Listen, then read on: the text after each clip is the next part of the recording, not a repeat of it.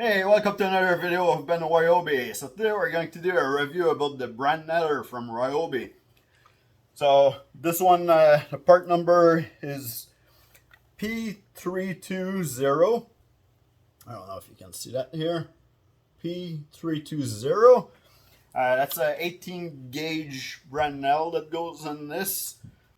Can do the mode 1 or mode sequential by flipping this button here. So all it means is like one is going to be like, more regular paste and stuff, and the other one's going to be a quick shot one. Okay, so the brand nail that goes in there, it's 18 gauge from 5/8 long to 2 inch. It will show you here what you can do. There's a sticker to remind you, like, if you're like me and I finished my old basement with this thing, finished the fish room, some rooms upstairs that needed to get redone too, and we use that for the molding everywhere, and I have this forever here, so it's good to have the sticker to remind us which size of nails to get for this and what fits in here. So you have the button here to release your clip at the back. You install your nails right here. There's a little green or yellow dots here that shows you that it's loaded, because as soon as you push it in, then you don't see that anymore. And then if you see the green color again, that means that it's ready to get recharged, because yeah, it's working, but you're out of nails. Okay, so next thing we have to talk about, let's dig the nails out first before I show you that, or they're gonna pop all over the place on me. So yeah, I'll leave this open here, but let's say that you have one that got stuck in there and you can't remove it right now. It got jammed for some reason. Maybe one of the brand nail was bent a little bit. So there's that little flap door here that you can actually pull on there. They don't make it easy to pull, but that's okay, because you don't want it to open up when you're using it too. So as soon as you open this, if it's spring loaded here, then all the nails fly right out. So yeah, the trick for that is open it first, make sure there's nothing in there, and then if there's one stuck in here, now you can open this door and then you flip it up like this, and now you can have access to your nail that's stuck at front and move it with pliers or screwdriver or whatever, or another nail, and then pick it out of there. And then just make sure you don't forget to lock it after. So there's the little claws here at the bottom, so you just flip this over, it goes into the claw, and then you push it back like this. Now the front door is closed. So we're gonna put our brand nail back in here. All right, so now we have it locked up. In the back here, you can adjust your pressure or your tension or how much push you're going to put your nails. So if you want them deeper or a little bit less. And this is gonna matter because let's say I want to put that piece of molding here. Well, if it's at the bottom of the wall and there's not really any stud that's close by, and I'm going to just put that through drywall, then I might not want the pressure to be too high, or it'll go like right through those two pieces, right? So I might want to adjust the pressure a little bit less. Well, now if there's a piece of 2x4 in the back of this, doesn't matter which way it is there, but if there's a piece of wood in the back of this, and now you have to go through your molding or drywall and the wood in the back to hold everything together, then you might want to put a little bit more pressure, right? Because you don't want all your little nails to stick out here and have to go tap them in with a hammer after, or what's the point of using the tool if you're gonna redo everything by hand after you're done, right? So adjust your pressure. You might want to just grab a couple pieces like this and test it on the bench before, and then after you're done testing it on the bench and done playing with your adjustment here, then you can go and do your molding around your wall or your trim, whatever you're doing, right? So yeah, now I'll show you a little bit what it sounds like and how it push the nails in after. Oh yeah, and then this here, that also control how deep you're going to go. So with this here, you control. Should remove the battery before I put my hands around there, just in case, right? It'll be a good video if I put the nail right through me when I'm doing this, but it would be a bad day for me. Yeah, so this here that push this thing, so you can adjust for the guard here how much you have to push it before it actually activate the things in here to make it fire up, right? All right. Okay, so we're just going to do a couple shots here. Side of the wood here is in an angle, so I don't know.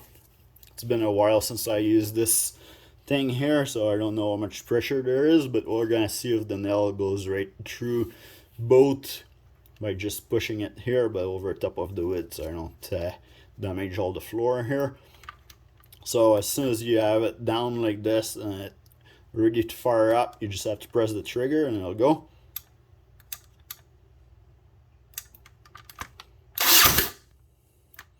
So now if you leave it like that for too long, then you won't want to you know, I'll leave it for a second there. I think it's as soon as the light goes out, now it won't let me fire it up, right? Because it doesn't want me to have an accident.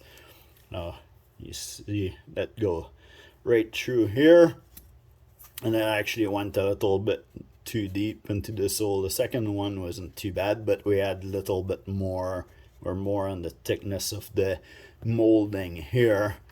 We'll do one here and see. So this one went through, and still we're a little bit too strong with that, so you would have to dial it down a little bit. But now we're gonna try to do the same over top of the wood, and we might need that pressure now to be able to go through the wood. So let's see what happens.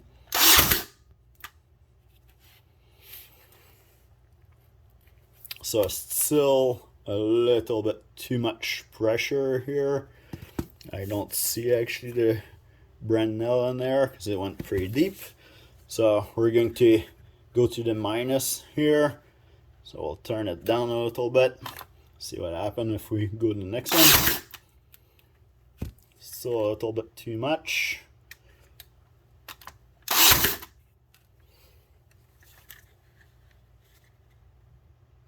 Alright, so now I'm all the way at the minimum.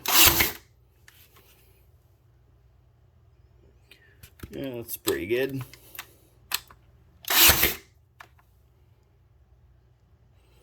Let's go pretty, it still go pretty deep, but you know, if you ever did molding before, you know that you put a little bit of silicone in here, you'll hide everything. So anyway, so we'll flip this to the 1, and then I'm gonna try to do a multiple shot fast, and then we'll flip it again to the consequence 1, and then or series 1, and then we'll see what the difference was. All right, 1, 2, 3.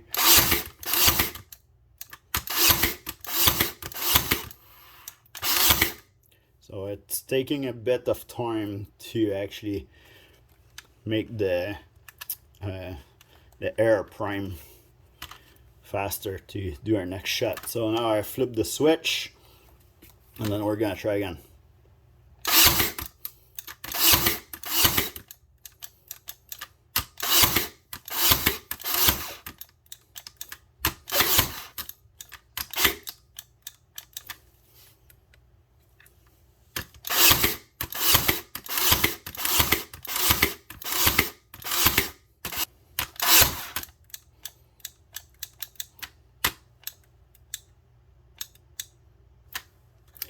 It tells you here that if it's flashing, then it's either because the battery is low, so we can check our battery, still at 3 bars, or because there's something wrong with one of the nails in there, or there's no nails. So We saw earlier that you can look if you see any nails in there, so we still have nails. Open this, remove those nails here, and then we're going to open our door up front.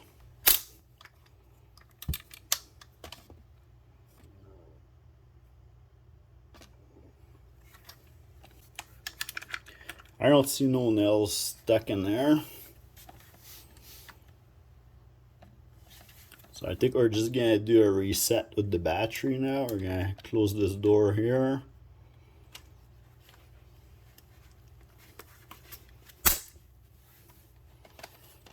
And then we're gonna put the nails back in. Here at the bottom. There's grooves to all your nails depending how big they are. Put this back in here. We're gonna remove the battery and put the battery back in. So now it's not flashing anymore, and let's try to do a couple shots and see what happens.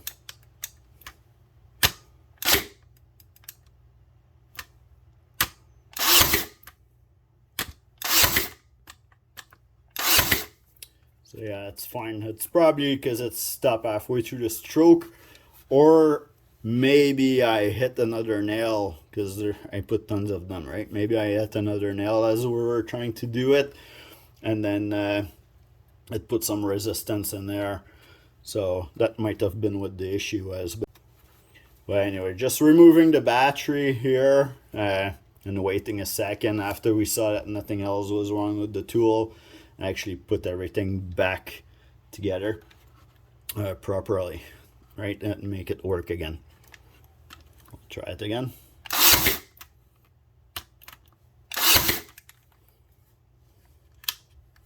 Alright, just flip this again.